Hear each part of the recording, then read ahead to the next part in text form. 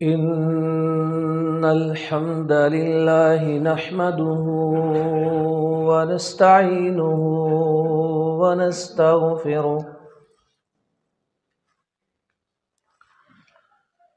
ونعوذ بالله من شرور أنفسنا ومن سيئات أعمالنا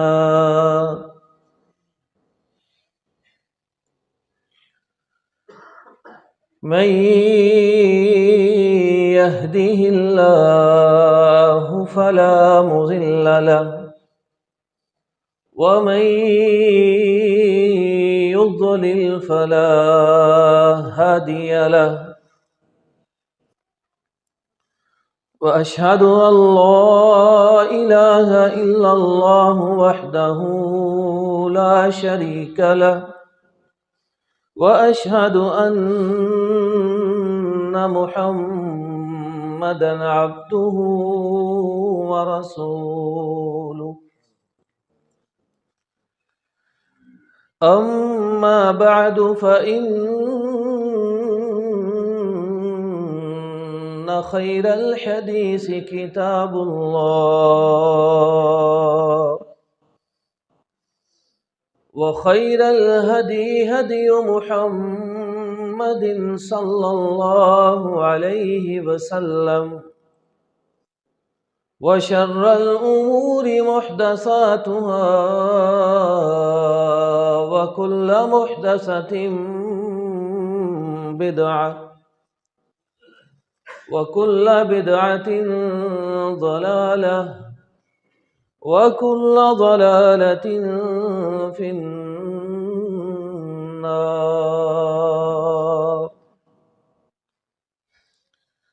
أعوذ بالله من الشيطان الرجيم إن في خلق السماوات والأرض واختلاف الليل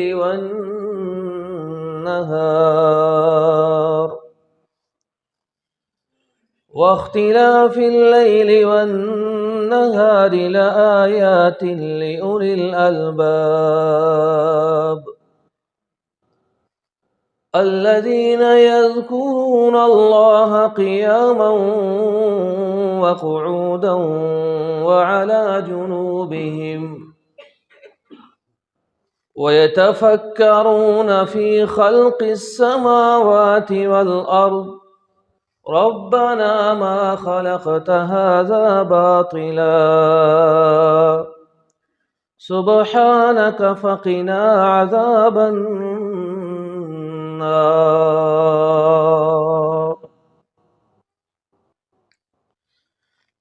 یقیناً آسمانوں اور زمین کو پیدا کرنے میں اور رات اور دن کے بدلنے اور آنے جانے میں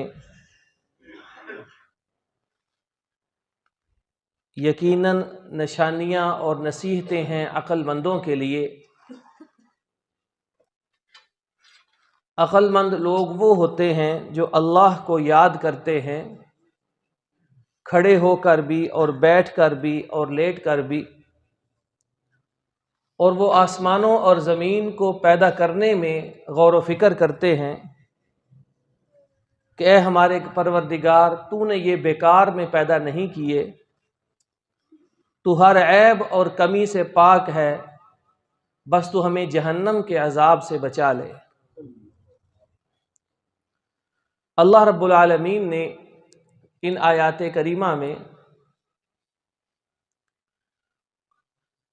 یہ بات ارشاد فرمائی ہے کہ اس کائنات کو پیدا کرنا یہ اللہ کی نشانیوں میں سے ایک نشانی ہے۔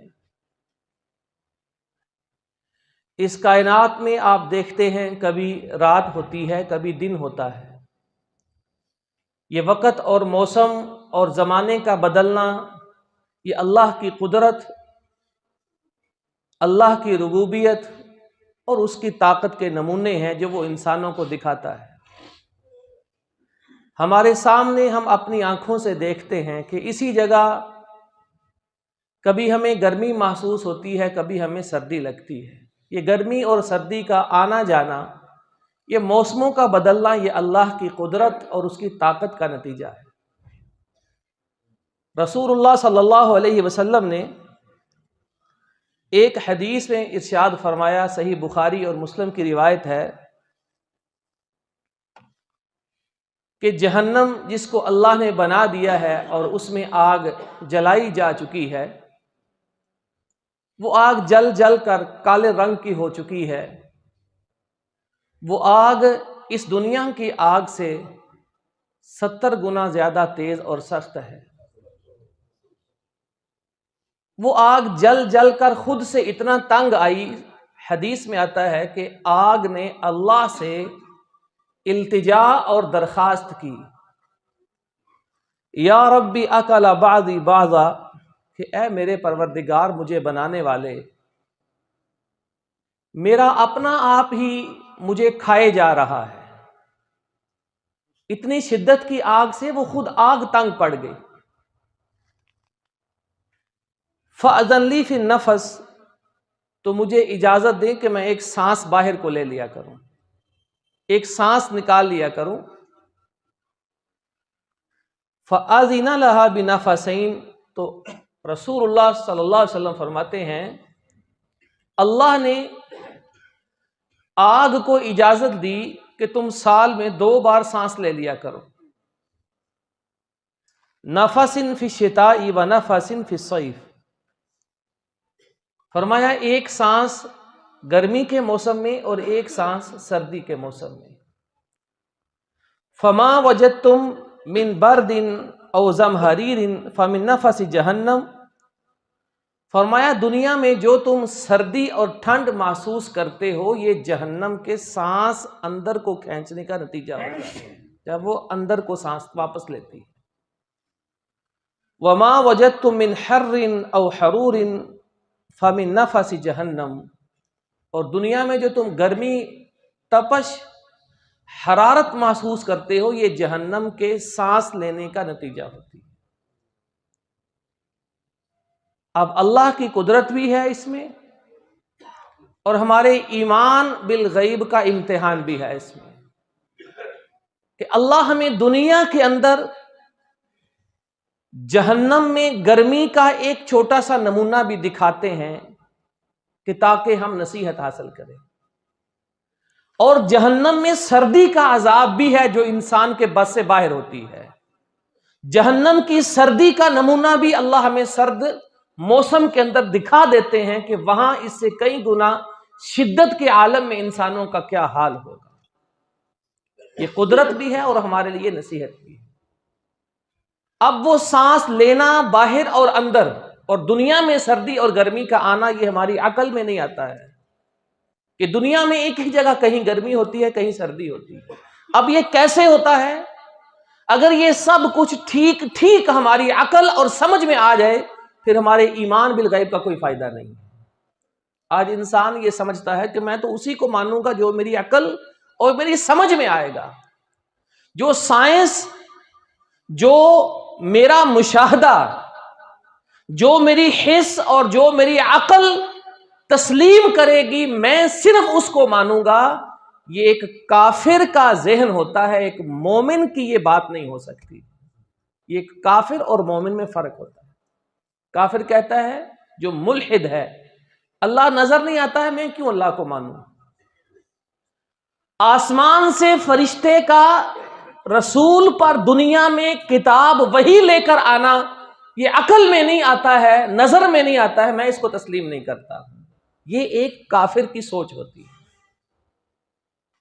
اسی طرح مرنے کے بعد اٹھنا، حساب کتاب، جنت دوزخ، یہ سارے معاملات کافر کہتا ہے کچھ سمجھ میں نہیں آتا ہے، میں تو تسلیم نہیں کرتا ہوں۔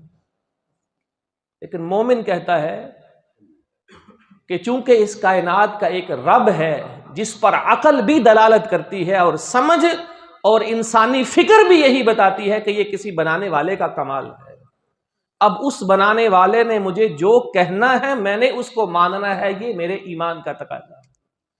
تو یہاں ایک کافر اور ایک مومن کی سوچ کا فرق ہمارے سامنے آتا ہے، اور اس حدیث میں جو رسول اللہ صلی اللہ علیہ وسلم نے بیان فرمایا ہمارا ایمان ہے کہ وہ حق ہے اور سچ ہے، چاہے سمجھ میں آئے ہماری چاہے نہ آئے، اس سے کوئی فرق نہیں پڑتا۔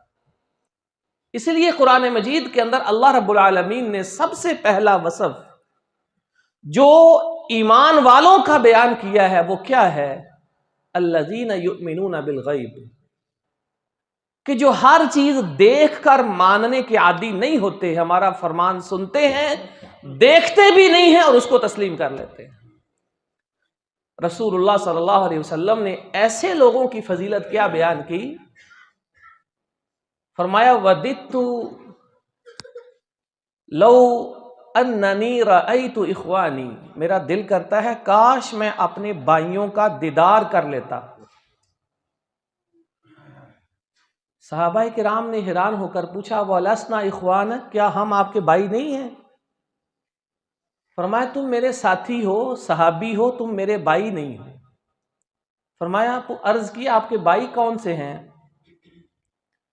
فرمایا میرے بھائی وہ ہیں جو میرے بعد آئیں گے، انہوں نے مجھے دیکھا بھی نہیں ہوگا اور مجھ پر ایمان لائیں گے، اور ان میں سے اگر کسی کے بس میں ہو کہ اپنی جان مال اولاد قربان کر کے میری زیارت کر سکے تو میری زیارت کے لیے وہ سب کچھ قربان کرنے پر بھی تیار ہوگا، وہ میرے بھائی۔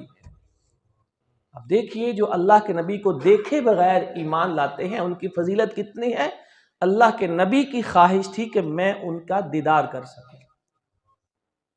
تو اس حدیث میں جو بیان ہوا وہ حق ہے کہ سردی اور گرمی کا موسم یہ جہنم کے سانس اندر لینے اور باہر نکالنے کا نتیجہ ہے، اور یہ اللہ کی قدرت اور اس کے کمال کا ایک نمونہ ہے۔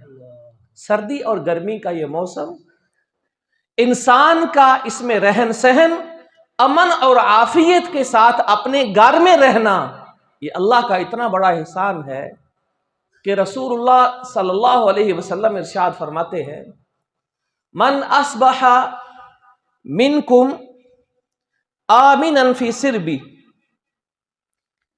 کہ تم میں سے اگر کوئی صبح اس حال میں کرتا ہے کہ اپنے گھر میں اسے امن اور عافیت کی دولت نصیب ہوتی ہے، جنگ سے لڑائیوں سے محفوظ اپنے گھر میں وہ صبح کا وقت گزارتا ہے، معافن فی جسدی، اس کا جسم بالکل سلامت اور تندرست ہے، عندہ قوت یومی، ایک دن کا اگر کھانا اس کے گھر میں موجود ہے، فَكَأَنَّمَا حِيزَتْ لَهُ الدُّنْيَا، وہ ایسے ہے جیسے ساری دنیا کا وہ مالک ہے۔ امن کا ہونا، رہنے کے لیے رہائش کا ہونا، اور انسان کے جسم کا سلامت ہونا اتنی بڑی نعمت ہے۔ رسول اللہ صلی اللہ علیہ وسلم فرماتے ہیں کہ ایسے ہے جیسے یہ دنیا کا مالک ہے۔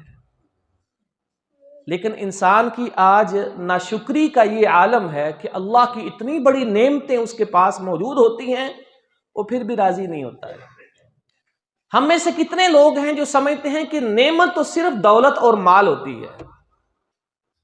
آپ اس سے پوچھیں اللہ نے آپ کو 2 آنکھیں دی ہیں، اس کو وہ نعمت نہیں مانتا ہے۔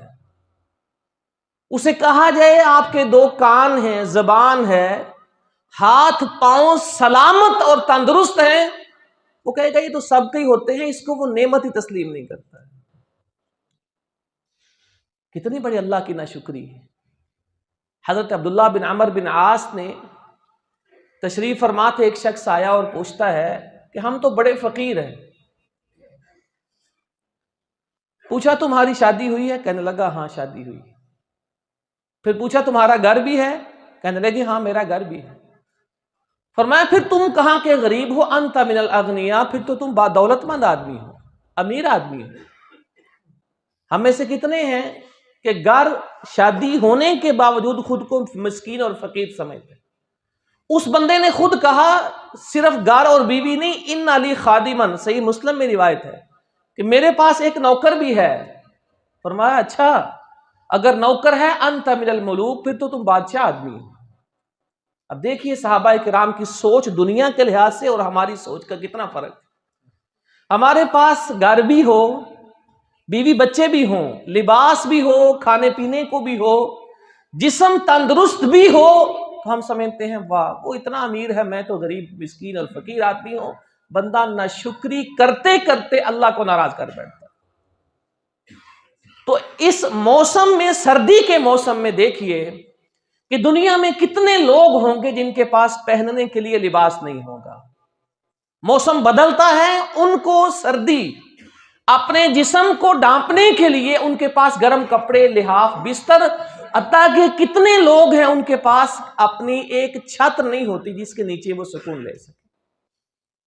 تو بندے کو سوچنا چاہیے کہ یہ اللہ کی بہت بڑی نعمتیں ہیں. اس شدید موسم میں اگر میرے پاس رہنے کے لیے گھر ہے جو مجھے سردی سے بچا سکتا ہے، پہننے کے لیے لباس ہے جو میرے جسم کو سردی سے محفوظ رکھ سکتا ہے، تو وہ اس دنیا میں بادشاہ ہے. اسے فقیری، غربت اور فقر و فاقہ کا شکوہ نہیں کرنا چاہیے. اور اس موسم میں جو سردی کا ہے، انسان کے پاس ایک بہت بڑا موقع آتا ہے کہ جیسے وہ خود اپنے لیے لباس سردی کے لیے خریدتا ہے، اپنے لیے بستر، کمبل، چادریں، لحاف سردی سے بچاؤ کے لیے خریدتا ہے. اسے دیکھنا چاہیے میرے دائیں بائیں، ہمسایوں میں، محلے میں، رشتہ داروں میں یا کوئی مسلمان ایسا غریب تو نہیں ہے کہ جس کے پاس سردی کے لباس خریدنے کے لیے کوئی پیسہ نہ ہو. بستر اور گھر میں گرم کپڑے خریدنے کے لیے اس کے پاس سہولت نہ ہو، تو یہ بہت بڑا موقع ہے کہ انسان صدقے کے نیت سے ان کے ساتھ تعاون کرے. رسول اللہ صلی اللہ علیہ وسلم ارشاد فرماتے ہیں الساعی علی الارملۃ والمسکین کالمجاہد فی سبیل اللہ، کہ جو شخص کسی بیوہ عورت یا اس کے بچوں کے لیے یا کسی مسکین اور غریب آدمی کے لیے تگ و دو کرتا ہے، ان کے آرام کے لیے تعاون کرتا ہے یا ان کو کوئی سامان فراہم کرتا ہے، کل مجاہد فی سبیل اللہ، وہ ایسے ہے جیسے اللہ کے راستے میں جہاد کرنے والا مسلمان ہوتا ہے. اور ہمارا فرمایا ہے وہ ایسے ہیں کہ جیسے رات کو تہجد پڑھنے والا اور دن کو روزہ رکھنے والا ایک اللہ کا مسلمان بندہ ہوتا ہے. نبی علیہ الصلوۃ والسلام نے مسلمانوں کی تربیت ایسے کی ہے، فرمایا اتقوا النار ولو بشق تمرہ، تم جہنم سے بچ سکتے ہو، کوشش کرو کھجور کا ایک ٹکڑا بھی صدقہ کرنا پڑے تو کرو، اللہ اس سے بھی تمہیں جہنم سے بچا لے گا. تو اللہ کے ہاں مقدار نہیں دیکھی جاتی کہ کسی نے 10 بندوں کا بستر دیا ہے تو وہ صحیح غنی ہے اور دولت مند ہے اور اس کو بڑا ثواب ملا ہے. آپ کسی ایک مسلمان کو چادر لے کر دیتے ہیں، ایک بچے کو غریب ہے جیکٹ یا جرسی لے کر دیتے ہیں، اور آپ کی استطاعت اتنی ہے تو رسول اللہ صلی اللہ علیہ وسلم فرماتے ہیں کہ بندہ تھوڑا سا صدقہ کرے، اللہ اس کو دائیں ہاتھ سے قبول کرتے اور اس کو بڑھاتے ہیں حتیٰ کہ وہ چھوٹا سا صدقہ اللہ کے ہاں احد پہاڑ کے برابر ہو جاتا ہے. سردیوں میں انسان کو یہ موقع جانے نہیں دینا چاہیے. دوسرے نمبر پر اس سردی کے حوالے سے ایک اور بات جو اللہ کے رسول علیہ السلام اور صحابہ کرام کے ہاں بڑی یادگار ہوتی تھی کہ نبی کریم علیہ الصلوۃ والسلام کی حدیث ہے، حضرت ابو سعید خدری بیان کرتے ہیں الشتاء ربیع المؤمن، کہ موسم سرما یہ ایک مسلمان کے لیے موسم بہار ہوتا ہے. یہ توجہ سے بات سننے والی ہے کہ ہم سردی میں داخل ہو گئے. اللہ کے نبی علیہ السلام فرماتے ہیں کہ سردی کا موسم ایک مومن کے لیے جو اللہ اور رسول کو ماننے والا ہے، ربیع المؤمن، یہ اس کے لیے موسم بہار ہوتا ہے. موسم بہار میں آپ کو پتا ہے نا کس طرح درختوں پر سبزہ آتا ہے، کیسے رونق اور ہر طرف خوبصورت نظارے ہوتے ہیں. موسم بہار کیسے ہوتا ہے؟ اللہ کے نبی علیہ السلام فرماتے ہیں قصر نہارہ فصامہ، سردی میں دن چھوٹے ہوتے ہیں تو مومن روزہ رکھ سکتا ہے، اس کے لیے دن کا روزہ مشکل نہیں ہوتا ہے۔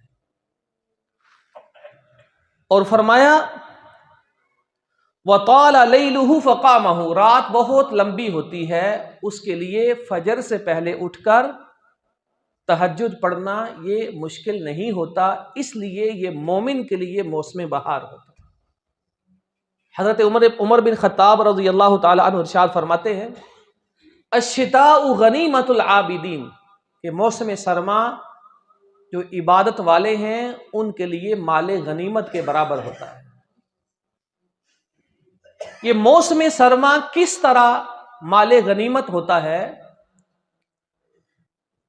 کہ اگر کوئی شخص دن کو روزہ رکھے اسے مشقت اور تکلیف نہیں ہوتی، دن بہت چھوٹے ہوتے ہیں، بڑی آسانی کے ساتھ وہ سوموار کا روزہ رکھے، جمعرات کا روزہ رکھے، اسے کوئی تکلیف نہیں ہوتی۔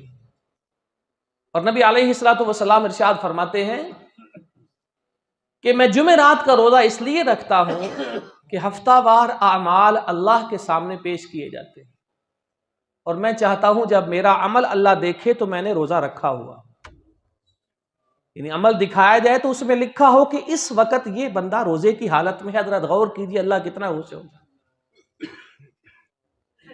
اور فرمایا جو شخص ایک مہینے میں 3 روزے رکھتا ہے، چاندنی راتوں کے 13، 14 اور 15 چاند کی تاریخ کے، فرمایا ایک مہینے میں جو 3 روزے رکھتا ہے، ہر مہینے اگر ایسے ہی کرے تو اللہ کے ہاں وہ دنیا میں 36 روزے رکھتا ہے، اللہ کے ہاں اسے 360 دن پورے سال روزہ رکھنے کے برابر ثواب دیا جاتا ہے۔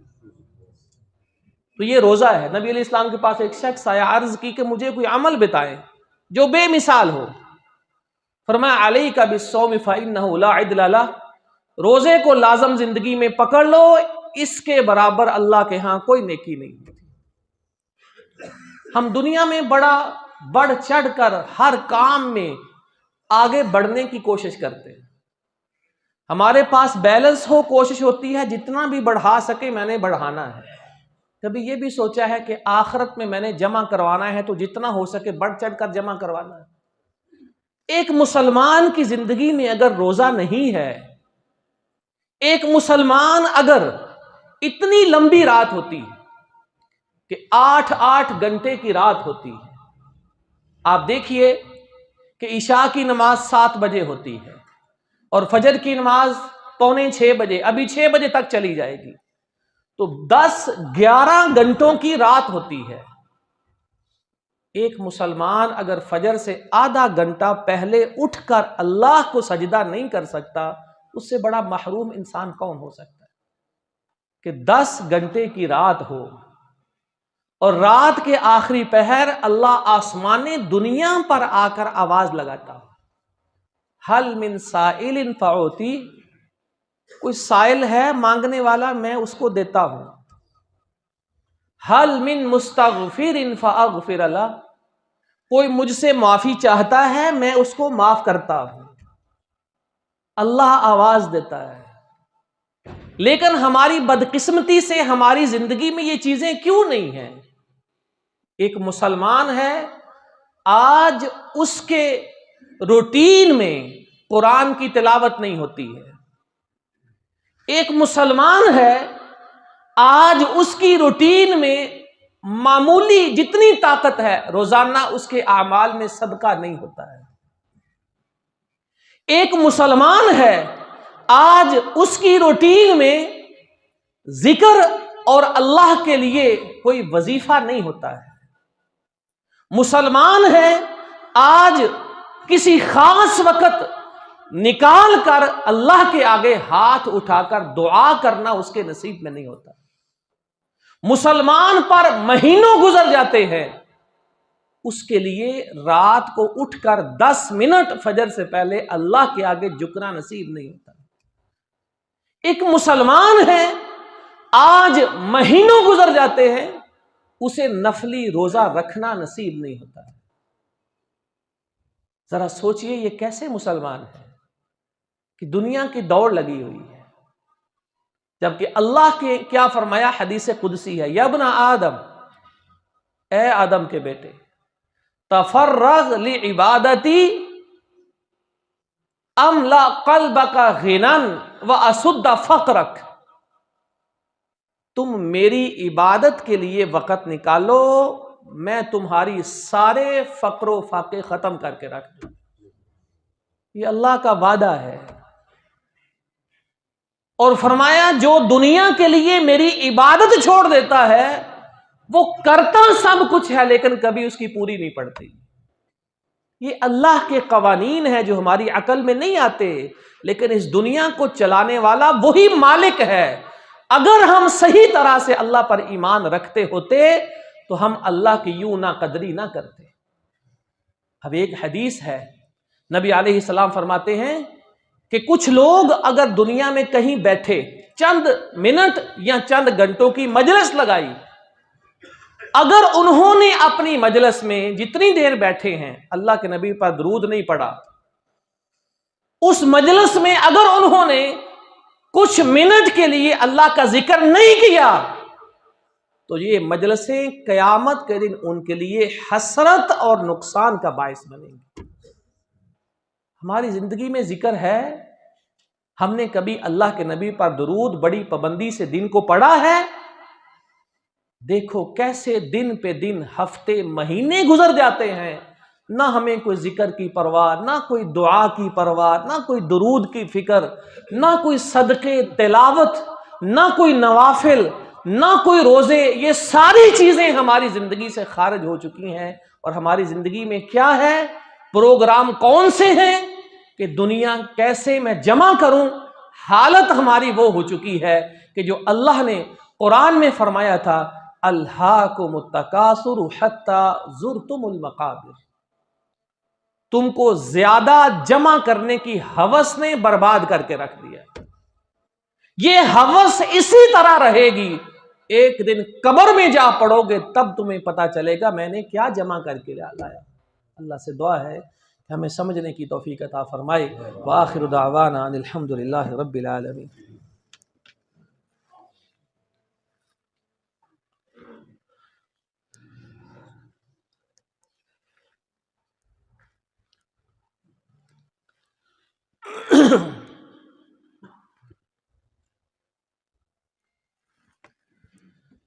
جیسا کہ گزشتہ ہفتے میں نے اعلان کیا تھا، الحمدللہ اتوار کے دن خواتین کا بہت بڑا جلسہ ہوا۔ آپ حضرات نے کافی ہمت کی، خواتین کو لے کر آئے۔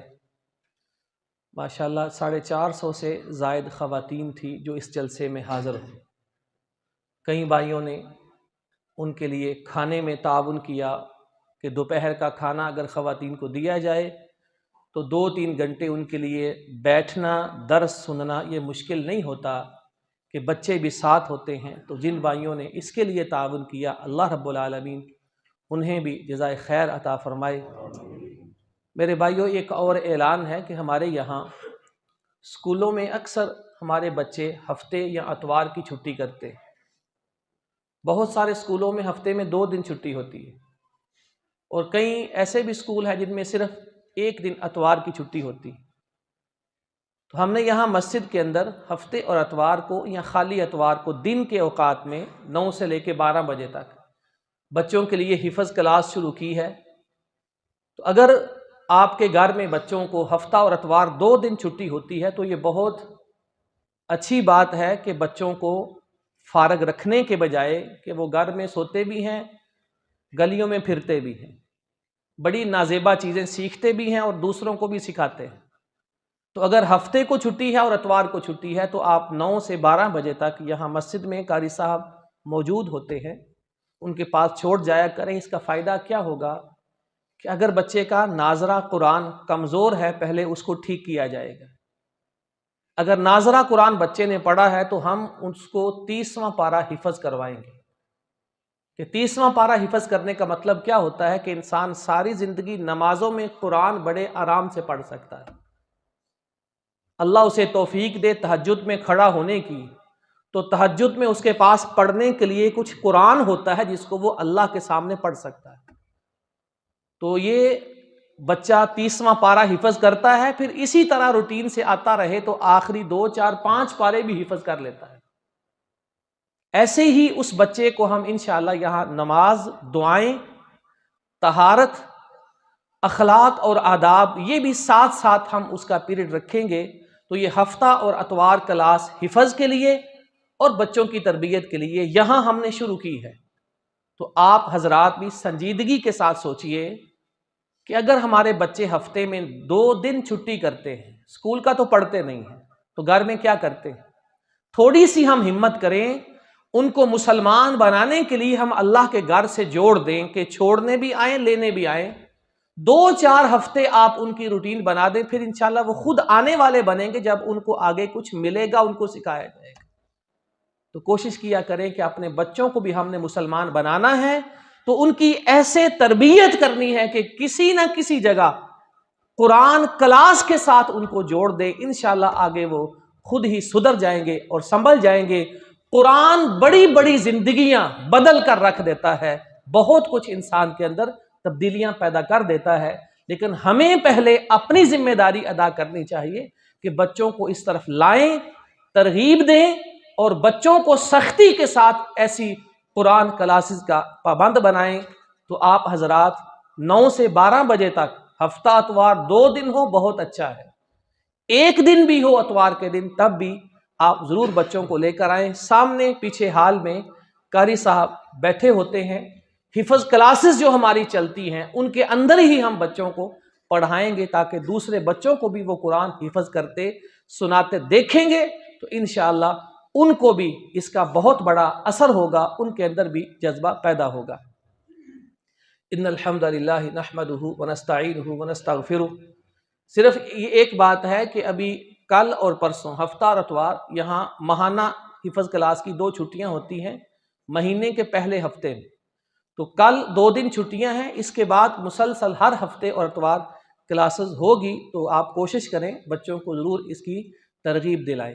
ان الحمد للہ نحمدہ ونستعینہ ونستغفرہ ونعوذ باللہ من شرور انفسنا ومن سیئات اعمالنا من یہدہ اللہ فلا مضل لہ ومن یضلل فلا ہادی لہ واشہد ان لا الہ الا اللہ وحدہ لا شریک لہ واشہد ان محمدا عبدہ ورسولہ اما بعد فان خیر الحدیث کتاب اللہ وخیر الہدی ہدی محمد صلی اللہ علیہ وسلم وشر الامور محدثاتها وكل محدثة بدعة وكل بدعة ضلالة وكل ضلالة في النار۔ اللهم أعز الإسلام والمسلمين في كل مكان، اللهم اشف مرضانا ومرضى المسلمين، اللهم شافهم بشفائك وداوهم بدوائك، اللهم انصر إخواننا المستضعفين في كل مكان، اللهم اغفر للمسلمين والمسلمات والمؤمنين والمؤمنات الأحياء منهم والأموات إنك أنت الغفور الرحيم۔